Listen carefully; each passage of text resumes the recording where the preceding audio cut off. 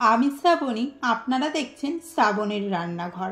আজকে আপনাদের সাথে শেয়ার করব কড়াইশুঁটির খাস্তা কচুরি। এটি বানানো যতটা সহজ, খেতেও ঠিক ততটাই টেস্টি। চলুন রেসিপিটি শুরু করা যাক। কড়াইশুঁটির খাস্তা কচুরি বানানোর জন্য 150 গ্রাম কড়াইশুঁটি একটি মিক্সির জারে নিয়ে নিচ্ছি। সাথে অ্যাড করছি আদা কুচি, 5 থেকে 6টা লঙ্কা, 1 চামচ লবণ, 1 চামচ হলুদ গুঁড়ো ও সামান্য জল দিয়ে একটি পেস্ট রেডি করে নেব। এবার একটি কড়াইতে 2 চামচ তেল গরম করে 1 চামচ হিং দিয়ে কয়েক সেকেন্ড ভাজবো।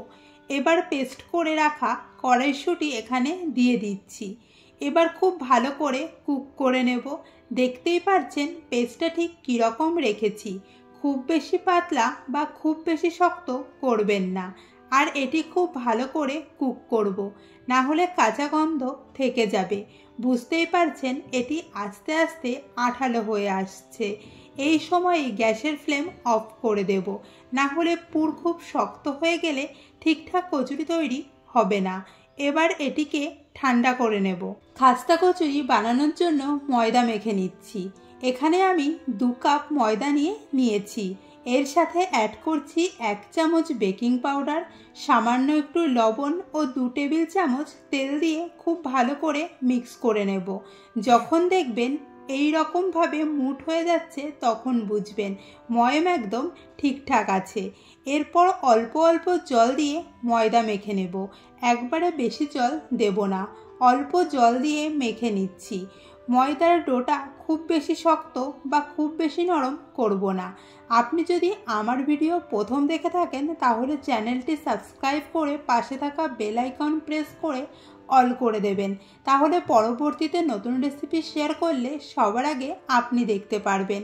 এদিকে ময়দা মাখা হয়ে গেছে। এবার এটি হাতের সাহায্যে লম্বা করে মিডিয়াম সাইজের লেচি কেটে নেব।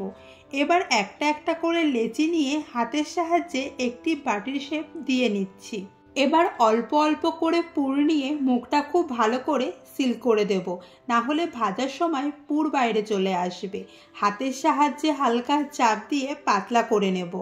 আমি আরেকটি করে আপনাদের দেখিয়ে দিচ্ছি, তাহলে দেখে নিশ্চয়ই বুঝতে পারছেন এটি বানানো ঠিক কতটা সহজ। এভাবেই সব লেচিগুলোতে পুর ভরে নিয়েছি। এবার কড়াইতে বেশ কিছুটা তেল গরম করে একটা একটা করে কচুরি তেলে দিয়ে দিচ্ছি। গ্যাসের ফ্লেম মিডিয়ামে রেখে কচুরিগুলো লাল লাল করে ভেজে নেব। মিডিয়াম ফ্লেমে ভাজলে কচুরিগুলো খুব খাস্তা হবে। কচুরিগুলো উল্টে পাল্টে খুব ভালো করে লাল লাল করে ভেজে নিয়েছি। ঠিক একইভাবে মিডিয়াম ফ্লেমে বাকি সব কচুরিগুলো ভেজে তুলে নেব। তাহলে দেখে বুঝতেই পারলেন কচুরিগুলো ঠিক কতটা খাস্তা হয়েছে। রেসিপিটি কেমন লাগলো অবশ্যই কমেন্ট করে জানাবেন। দেখা হচ্ছে পরবর্তী ভিডিওতে নতুন রেসিপি নিয়ে।